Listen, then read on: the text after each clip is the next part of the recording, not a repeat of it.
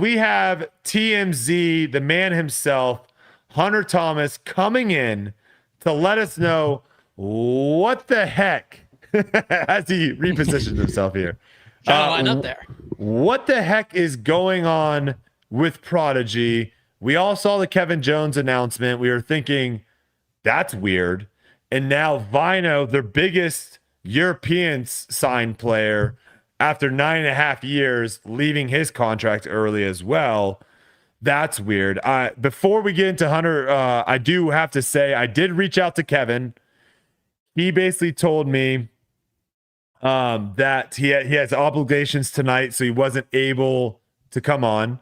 And then also said, in the future, just want to let you know that he cannot talk about parting ways with Prodigy at all.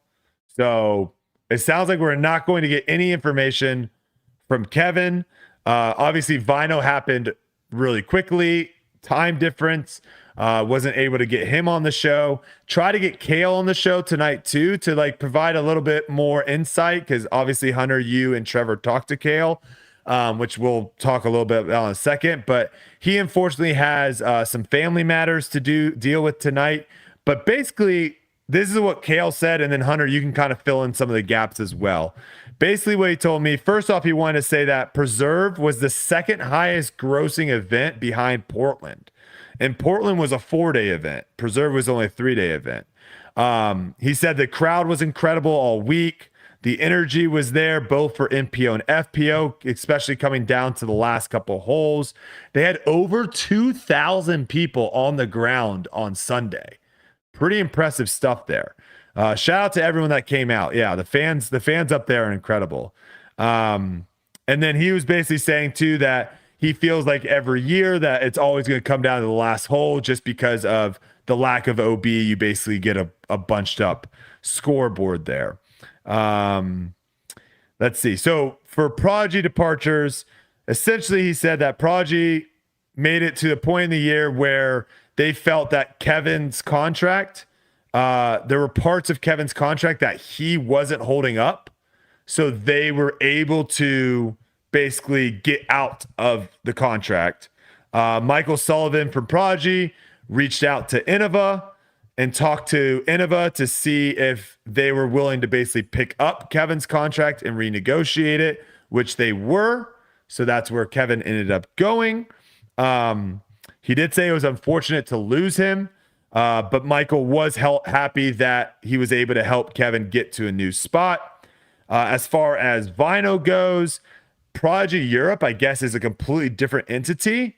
And so he just doesn't really have that much information, but he basically said he's imagining it's probably very, very similar to the Kevin Jones situation. So fill in the gaps, Hunter. What is going on with Prodigy here, losing 2 top contracts mid-season?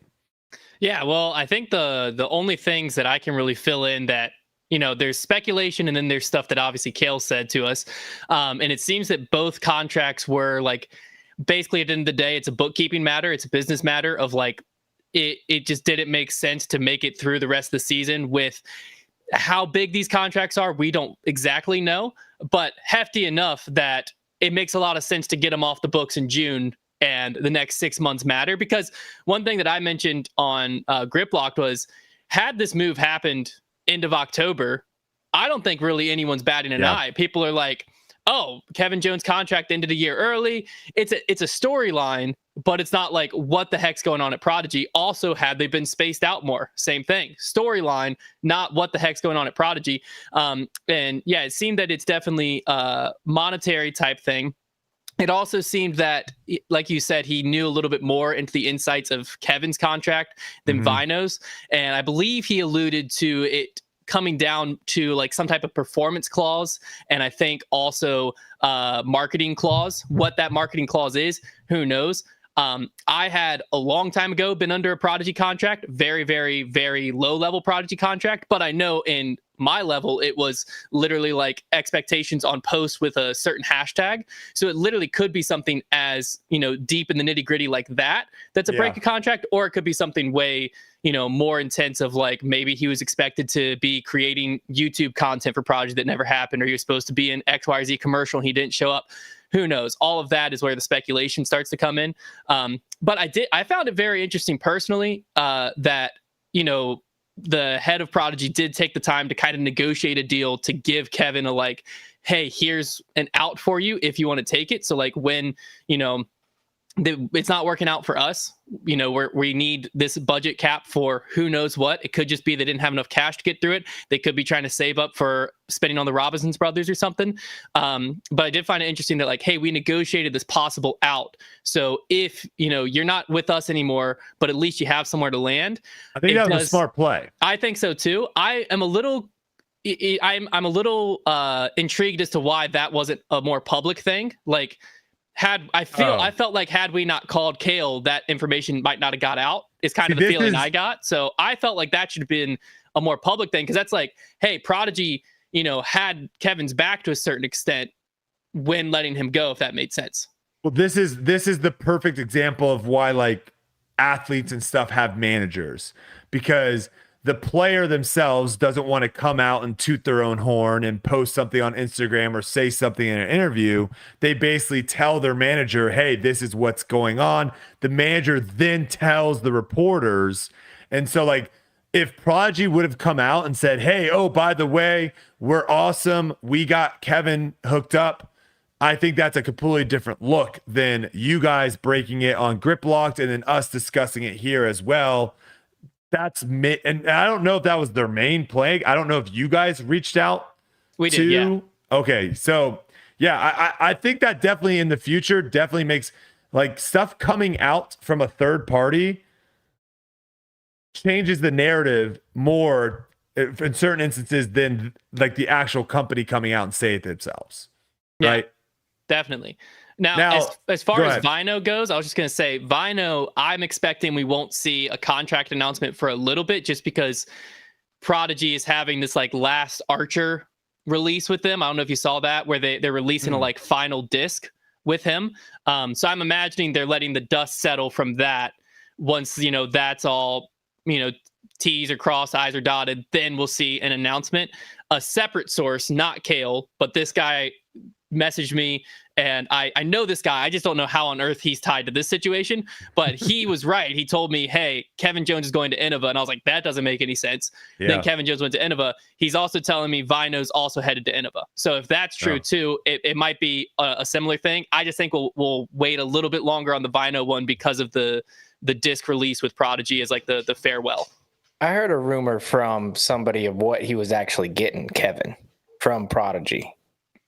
And it was $25,000 a month. I have heard similar rumors. Yeah, it, you know, when at the end of the day, like, let's say that's true, and that was from multiple people. I heard it from a reliable source, which I wouldn't have said anything about it, but then I heard it from 5 other people. Yeah, that seems to be how stuff spreads in disc golf. Is a lot of people find stuff they shouldn't know. But I mean, if we assume that's true and we put Vino at a similar number, let's say Vino is at 15, just so we have round numbers. I mean, that's $40,000 a month. That's math quick. $240,000 we're talking by the end of the year. $500,000 for next year.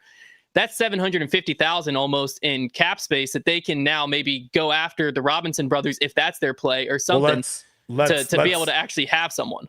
Let's talk a little bit about that. So Will reached out to me because I think he's starting to know. I didn't even have to ask him, but this time he reached out to me with the Vino situation, basically just copy.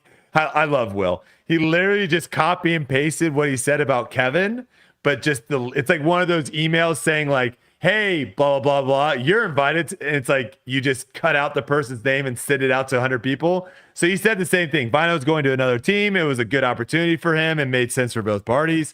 So I said, you guys clearing room for a big signing? And he said, well, LeBron is a free agent right now. So that is like the interesting question, though, is like, what is happening right now? Are they actually trying to clear up some money to lock down someone? And then there's the other idea of, are they actually clearing up money to then be more to be a more attractable company to sell? Like, could they be trying to say, hey, or are they in trouble? Or yeah, that's the third. Or are they seriously in massive trouble where they have no money to sign a big player? No one wants to buy their company, and they're in real big issues right now. I think Prodigy's not the only one. I think that made bets on players in that 2021 era when money was a lot easier to come by in disc golf. The problem is, I just think they made the wrong bet, because if I remember correctly, back then, I felt like they basically were deciding at that time almost between Dickerson and Kevin Jones. Yep. And I'm pretty sure they were just like, we're going all in on KJ. Mm-hmm. And that was around the time, if my memory serves me right, around the time Dickerson left. And I think that in that realm, they just bet on the wrong guy. At the time, though, it felt like a pretty good bet. It felt like Kevin Jones seemed more marketable. He was coming off of a season where I would have considered him a top 10 player. The ceiling still seemed high, which is why I think it is a good pickup for Innova at the end of the day today, because that guy's still in there. Kevin Jones is still crazy athletic with a really good ceiling. But I just think they made a bad bet. And it is an interesting question of, is this the midseason rings a little bit more alarm bells of, did they just not have enough cash to be confident they could get through the end of the year paying whatever they were paying both players? Or is it, I don't know exactly when Isaac and Ezra's contracts are up, but they can't afford to lose them realistically in this offseason. So is it just hey, if we cut this here, we can just let that money pile up and then be able to offer a nice signing bonus to keep Isaac around this offseason? That I don't know. There's a bunch of different ways it could go. Vino was definitely, I think, the more interesting one, because when Kevin's was announced, it didn't really seem like people were freaking out like Prodigy's, in trouble. Vino's, I mean, he's huge in Finland and in Europe. Yeah. Like that's a bigger loss than just a player. If you look at his play, sure, he's slipped a little bit, but personality wise and how influential he is over that market, that's a big loss. So to be kind of willingly parting ways there, just must not translate to numbers. I think it needs to be a warning to the rest of disc golf professionally. Like, hey, these guys are getting rid of great players who are under big contracts. That means that possibly in the future we're thinking, oh, well, they're going to just sign someone else. Maybe not. Like, the money's washing up. It's not COVID years. And I think that if you're under a contract, and you're a player out there and you're not doing everything you're supposed to do, you better get on that bike and ride, because sayonara. Yeah, because it sounds like as soon as one company does something like this, people follow. You know what I mean? Well, I think too, Yuli, back when money was just flowing, a lot of these disc manufacturing companies, and this is something that, I tip my hat to Discraft. I think Discraft has done a great job at spending a lot of money, not just on player contracts, but also in tournaments, on sponsors, knowing that the return is not there. Knowing that, hey, we're going to put $50,000 in this tournament or into this player, and we're not going to get $50,000 back. We might only get 30. We might only get 25. But they are doing that to try to advance the sport and to continue to get the sport to grow.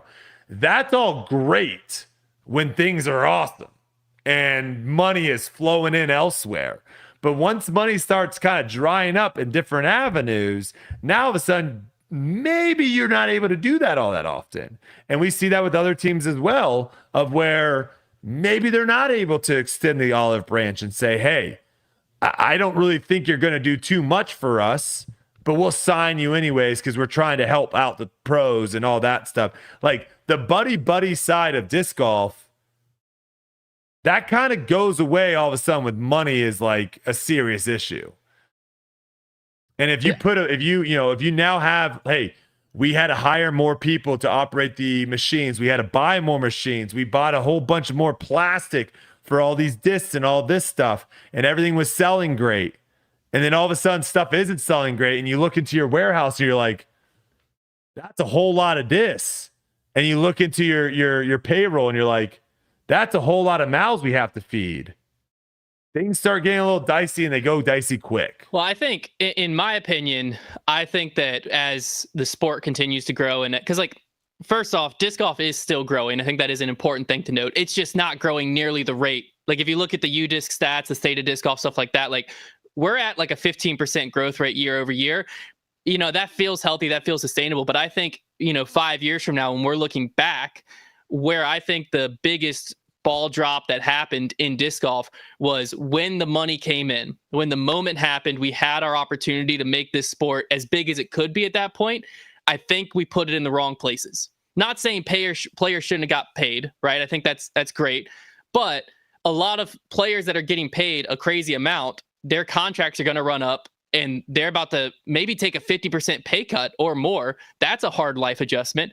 Whereas some of that, it could have just been a more sustainable approach. And then the excess money went to marketing our sport, to pushing it. Like, I mean, there's no reason to believe, obviously pickleball has a lot of reasons that it makes it more attractive and stuff, that it's a lot easier, I think, to also put in where tennis courts were, so on and so forth. But a big part of that too is I think that a lot of pickleball dollars went in smart places to get into, the sport in front of the right eyes that latched onto it to monetize it in the right ways. And I think a lot of disc golf dollars went into basically how can we get as much money out of the diehard disc golf fans as possible, which is it was the wrong move in my opinion. And so I think that is something where, when 2030 hits, pickleball might still be well above us, and we will have still grown and be a more niche sport. And we're always going to be a niche sport. We're never going to be one of the big sports. But I think that's something we'll look back on and be like, man, in 2020 and 2021, those years, we missed it. All this money came into the sport and all the money went out in the wrong ways. Yeah. Was it almost kind of like trying to get rich quick type of thing of where, hey, let's make as much money? Here to stay. I think a lot of companies bet. I mean, heck, Jomez. I mean, at the end of the day, the Jomez Pro Tour acquisition, some of that was some bad bets at the end of the day. Like I had talked to Jonathan at USDGC, and the retail side of Jomez dried up at one point. And they weren't the only ones. There's a lot of online retailers that bet big, like, hey, this sport is booming and it's here to stay. When the drop off was inevitable. I think in disc golf, everyone knew that drop off was inevitable. People just weren't ready for how big the pullback was. And it pulled back to a spot where we're still much bigger than we were in 2019, 2018. And like I said, it's still growing. It's just we're way smaller than we expected to be at this point, which is where we're seeing this market adjustment that's going to hurt over the next several years. But hopefully it adjusts, gets sustainable, and then, everyone can build as is. It's going to be a tough few years. It's going to hurt some people. Yeah. It's going to hurt some people. It's not going to hurt some other people. But if you're I don't know. I think it's a lot of players are going to have a big time wake up call when a lot of people told them that there's things that they had to do and it would probably be smart for them to do them, and they didn't do them. That's going to be a tough conversation for them to have. You're absolutely right. Because I was just saying companies didn't, put their time and energy in, but players also didn't. Players had this influx of huge eyeballs that they could turn into big fan bases. They could have been more present on social. They could have, because if you build a bulletproof brand, you're going to be just fine. Simon Lazat's going to be just fine. You know what I mean? If you build this YouTube platform and stuff, and there's plenty of other ways to go about it, but that's the way Simon went. You're going to be just fine, regardless of the sport pullback, stuff like that. And I think players also dropped the ball somewhat, because now you're also going to have players that were given the opportunity to really dive in, become a top 10 guy. This is your moment. And they got the check and sat back. And now they might go from guaranteed, upper 5, low 6 figures to, hey, we can give you some performance bonuses and royalties on Tour Series discs. And that's a big adjustment of am I still going to tour anymore? I don't know. That's what I think too. I think a lot of these companies started, which I think they should do, right? I think players should, when they work with, when you're big enough and you have a big enough influence, you should not be signing, I'm blanking on the name. You shouldn't be signing deals where you only make money when something sells. Affiliate? No, that's not what I'm looking of. What's the word I'm looking of? Affiliate marketing is one of the words. Yeah, but that's not what it's called. Royalty. You shouldn't be signing just a royalty deal, right? If you have the influence. But I think what was happening was all these companies were making all the money. We were seeing the Paul contract. We were seeing the Ricky contract. We were seeing all these big contracts. So then they were just saying, hey, we're going to give you a guaranteed 40. We're going to give you a guaranteed 60. We're going to give you a guaranteed 300. We're going to give you a guaranteed 200. And then they're like, none of these people made us that money back. or even close to it. So I think you're right, Yuli. I think a lot of these guys, I think we're going to see a shift in these contracts where they're, hey, every month I'm going to get a $4,000 check in the mail. I don't know if that's going to happen anymore. And I also don't think just finishing in the top 10, just finishing in the top 20, I don't think that's going to do it either. Like if you can't sell discs for the person that you're being sponsored by, you're not valuable. Well, I think one of the big shifts too that could happen is as we see like the Pro Tour get more and more contracts with like big networks. Yeah. Like, guess what? The people who don't make that coverage, they're not as valuable by 1,000,000,000%. Mm-hmm. You know what I mean? So at what point do the companies go, I need 8 guys, the 8 guys that get on TV every single time, and we'll pay them all the money? I think that's a world that we could live in someday until it gets bigger, because that's how everybody sells money. It's YouTube right now. It's the network. It's eyes getting on your product or your brand, whatever that is. And if you're not the guy, if you're the guy in 20th place and you're not having breakout performances and making it on CBS, why are you getting paid? Yeah, good it's a point. sad thing. 20th is really good, but in a niche sport where you're not getting viewed by everybody on the planet, like you're only increasing the value for the 2,000 people that were on the ground at Preserve. Exactly. That's it. And even then, I wouldn't even say 2,000, because 1,000 of those people are probably just watching Lee Card. 100%. There's probably only a couple hundred that are spread out that even actually are watching you. So, Hunter, before we let you go here, I do want to run through a couple more things with the Kevin Jones thing. First of all, Silas, play that video under the Kevin Jones signs with Innova. I kept hearing that the Disc Golf Network had a commercial, and that's how they announced it. I kind of got trolled a little bit. I thought this was the video. Move it. I like to move it. You like to?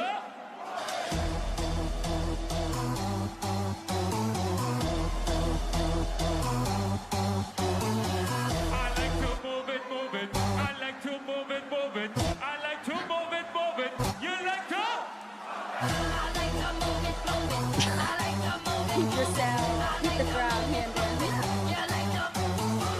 I like to move it. I like to move it. I like to move it. You like to move it. I like to move it.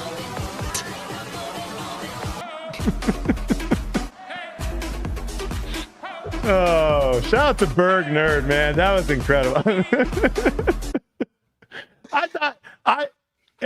Obviously like 10 seconds in, I was like, okay, I don't think this is the video. But for a second, I was like, whoa, this is actually kind of sick. It's a good thing that wasn't the video, because it was played without audio on DGN. That video would have been very awkward. No audio. Oh, yeah, that would have been terrible. That would have been tough. Terrible video. So 2 questions here from listeners, and then we'll let you go here, Hunter. The first one is from Steve-O. This, I think, is a good one. He wants to know, what would it take? It's a little bit different because I think both these guys got asked to leave versus them wanting to leave. But what would it take to make one of us, so Yuli, Hunter, what would it take for you guys to actually leave a contract mid-season? So if it was reversed, what would have to happen for you guys to want to say, I don't want to be sponsored by you guys anymore, deuces? I mean, it would have to be a breach of contract in some way, shape, or form, or morally something where the company went a direction that I didn't morally agree with, most likely. Or start forcing you to do something maybe that you didn't agree ask with. me to do something that I just morally wouldn't do, or that something came out about them. There's just like, I can't be associated with that. I don't know. I think those are the first two that come to my mind.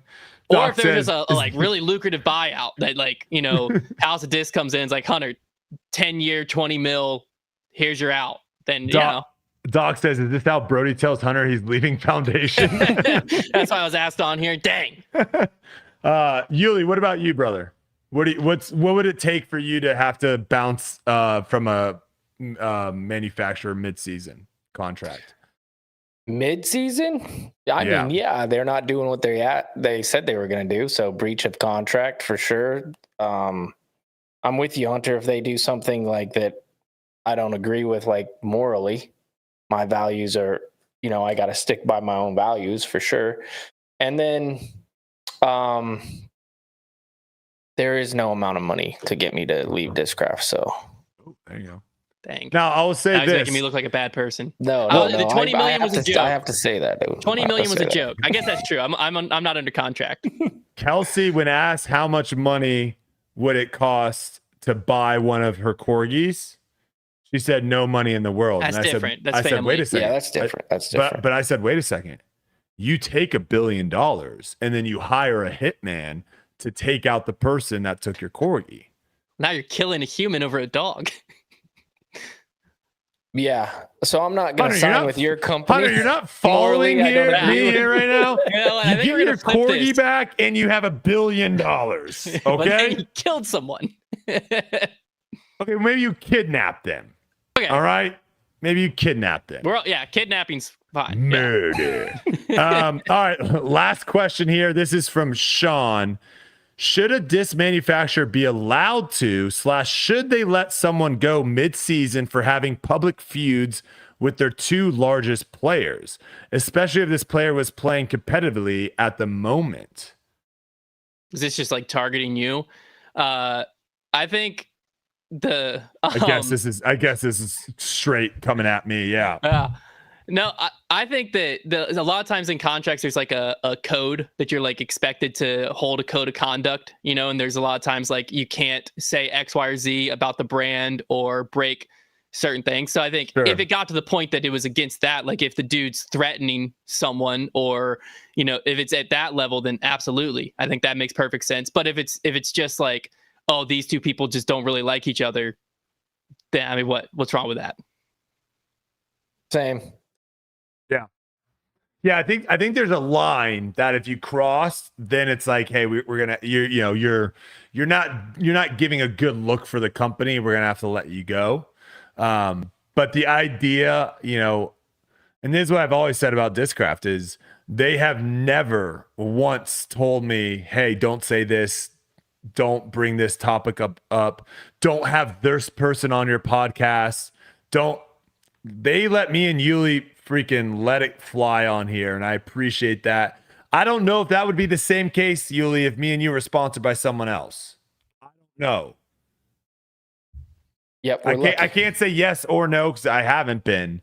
But there are companies in the world that wouldn't allow it.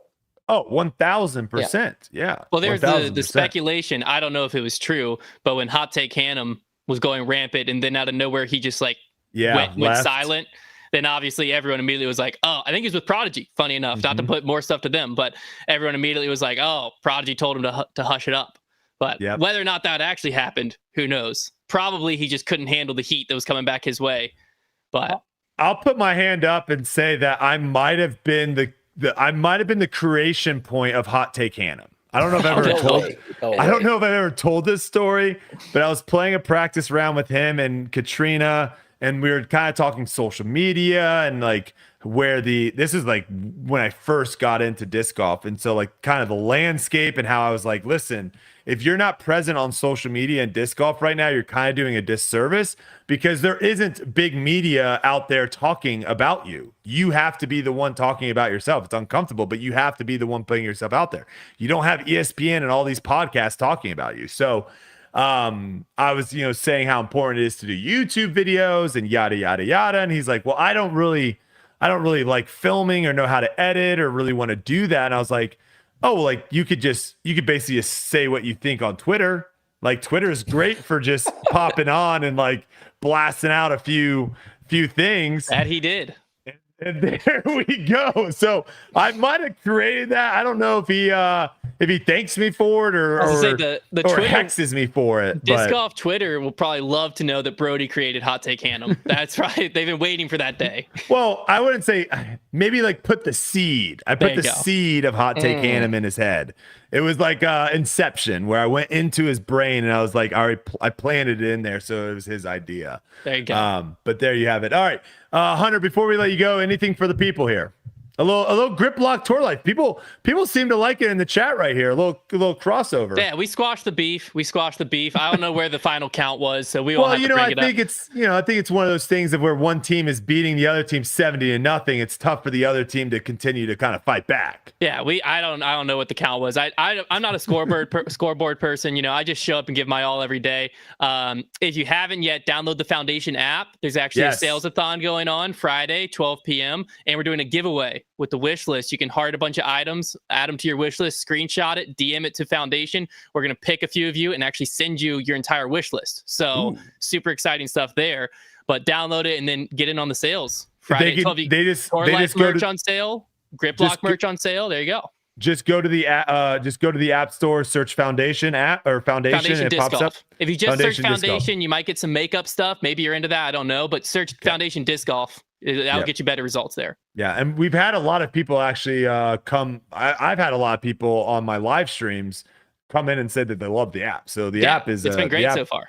App is a big hit. I gotta download the app. I don't know anything about the app. You can listen to Tour Life on the app. You can listen to Tour Life. You can buy that shirt that Yuli's wearing right there. See, I bought 72 of these. That's why the count was so high. I knew it was up between you and Edwin buying his own merch. I knew there was stuff going against us. Do not put Edwin Stats merch down. That's fire merch. I also wanted to. This might not be the best platform, but I wanted to air this out. Edwin also works for Grip Lock now, so I feel like those numbers should be split. I don't know. That's a good point. Yeah, he does the Manufacturers Cup for us, does some other stats. He's helping us with the grippies, mid-season grippies next week. So Edwin Stats is goated. That we is should for divide sure. the Edwin Stat merch by 2, maybe. Grippies? That's what I got, right? You got a few back there. I got saw 2 of those bad boys. Maybe am I getting some more this week? I don't know. This week's just the mid-season, so no awards will be handed out. It's more so we're doing it mid-season so that we don't forget the whole first half of the season existed. When we get to the end, we can go back and rewatch our grippies. Watch the recap. And know, be like, Smart. That's right. Yeah, we've had some bad, like last year choke of the year. We forgot about AB 16 European Open. Well, you guys How do you forget that? You guys also forgot about Kevin Jones on Grip Locked. Some say that was kind of a blessing in disguise because it allowed us to talk about it and Vino together. So did we forget? Was it planned? I don't know. Okay. All right. Last thing before we let you go, pet peeves. Hit us with a disc golf pet peeve. What do you got for the people? I should have thought of this before I got on here because this is going to be so on the spot. This is probably something that's been said a bajillion times over, but it just happened to me yesterday, so it's fresh on my mind. Which is when you let someone play through and they throw multiple shots. That's just it happened to. We were filming yesterday, and it was a newer player, so obviously, first off, you're never going to say anything anyways. But with a new guy, you're definitely not going to. But it was like a DX Leopard, a DX Valk, and I forget what the third disc was. But just we're like, hey, you can go ahead and play through because we like skipped ahead a few holes. We're like, hey, go ahead and play through, and he just stood on the tee for like 5 minutes and just ripped a few shots off, and then had to go and look for him. We were all just standing there. I was like, we would have been faster. So if someone lets you through, just get in and out. That is a disadvantage to disc golf because in golf we've all been there before where someone's like, oh, you can play through, and it's the same. When it happens in disc golf and it happens in golf, like that next shot is very nerve-wracking. Oh yeah.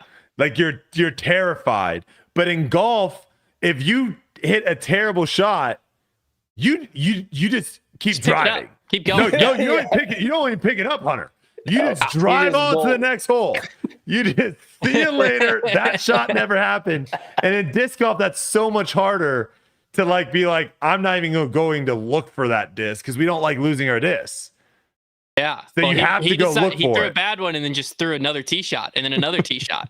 That's just a whole different angle. Oh man. Yeah, me and Ezra were playing with these two guys. It was the one time we played out at the course in California, the little par 3 course. That's fun. Your favorite course, De La. We were playing the golf course. It was the year that they had the golf course. So we were doing the double. And I think they were doing, Yuli, I think that year they were doing like an AM tournament on the other course while we were on the other, and they would flip-flop. So our tee times weren't just like all pro tee times. Like you got mixed in sometimes with AMs. So we had 2 AMs playing with us. And the first like 6 or 7 holes, it was it was tough. But then we got to this one hole that was a forced carry of like 330 yards of just like a ravine. It just drops down and it's like trees and bushes and all sorts of stuff. And me and Ezra are playing a practice round. We get there, first guy in the ravine, second guy gets up in the ravine, throws another shot in the ravine. They throw like 5 shots in the ravine. And we've already spent probably a half hour to 45 minutes looking for their discs through those first like 8 holes. And we kind of just like look at them. We're like, yeah, we're just going to go ahead. we're just moving on. Good luck trying to find those discs. We can't anymore. Can I say? But now they can with the new birdie, the birdie beeper. Oh, we had that. We would have helped. Yeah, just beep beep beep. Get within 20 feet. Like, oh, it's right here.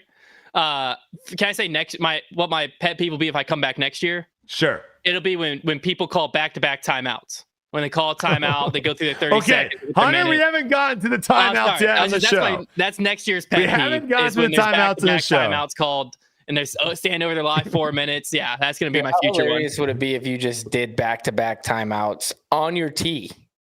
Yeah. That's what on You're grip like, block. Oh, nope.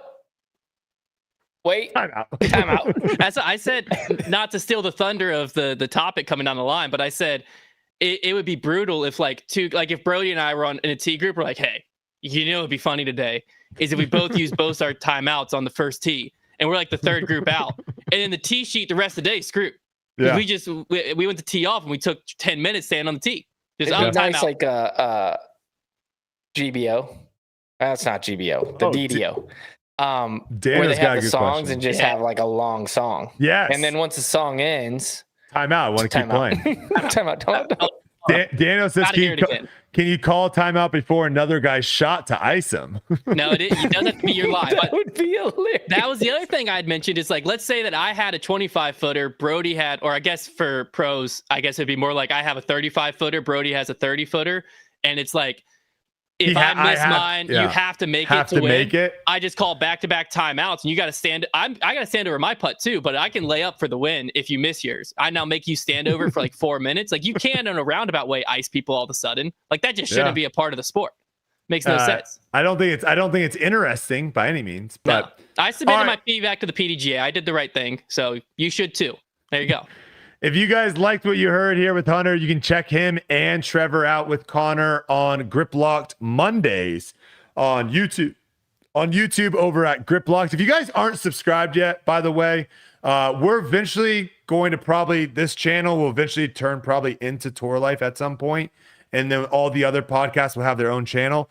Grip Locked's already moved on to their own channel, so go over, subscribe to Grip Locked right now. Search Grip Locked. Go subscribe. Are you guys? That's why I never see any of your stuff. I didn't know. Wow.